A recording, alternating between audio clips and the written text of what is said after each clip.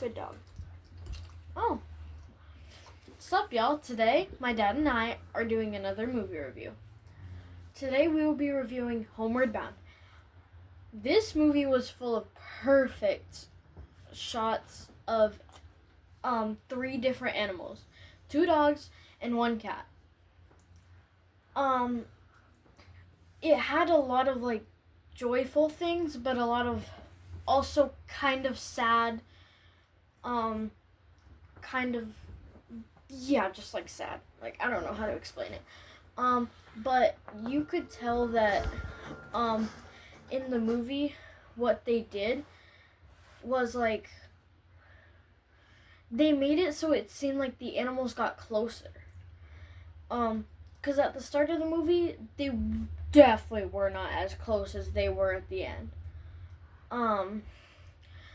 The best part of this movie was when the family met back with all their pets because they had gotten lost after being left with a lady on her farm, and she left to go somewhere, and they thought their family was never coming back.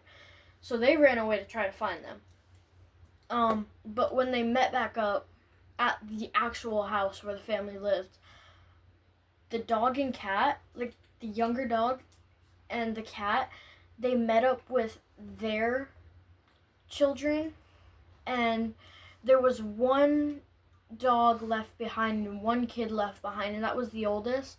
And his dog, he thought he must have died, but a few minutes after the pets arrived, the oldest dog arrived and went with his child, and that was just perfect. The worst part of this movie was when one of the pets got caught in the stream, which was a cat, and she almost died, and that was crazy. But luckily, the older dog hopped in and saved her, and that was perfect, because you don't want one of the animals to die in the movie. I hate that. I am going to give this movie a 9.5 out of 10 because I just love animals, and this was an amazing movie. Dad, it's your turn. Bye, guys.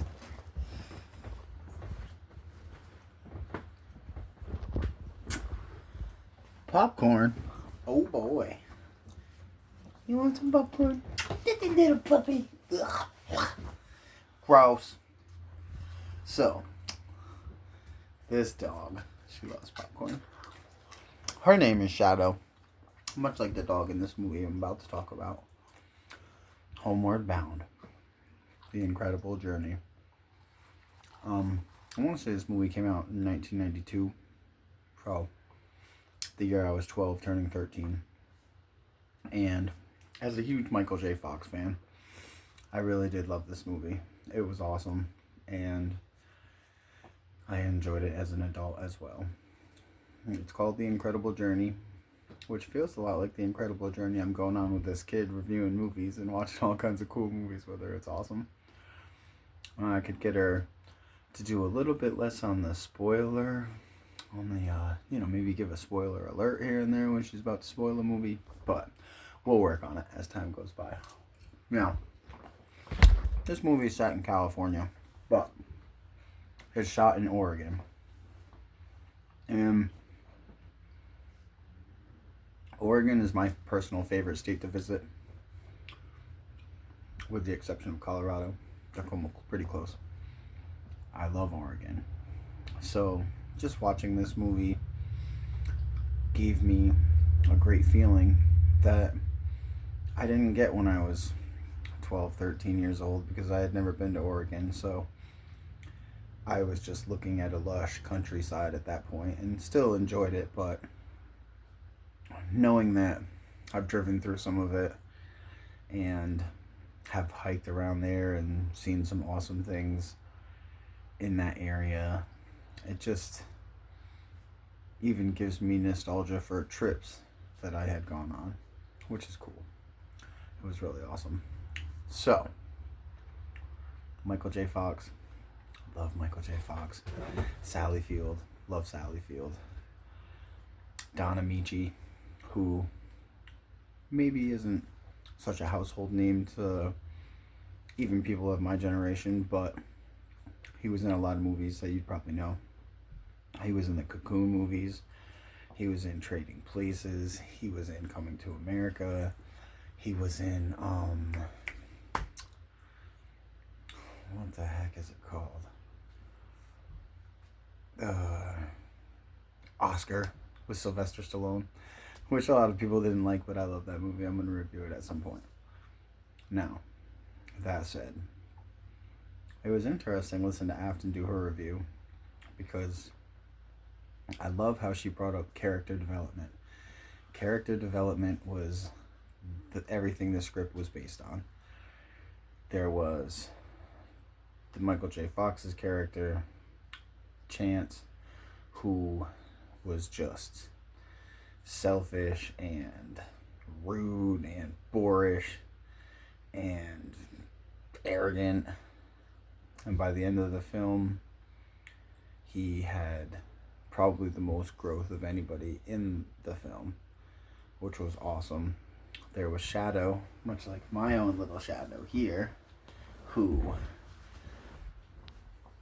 although he started off as the character who was quite mature, he did learn a little about letting loose, having a little bit of fun, you know, catching a little bit of wild on his journey through life, which all of us need to do, don't we? Can't hurt. Then there was Sally Field, who was wonderful as the I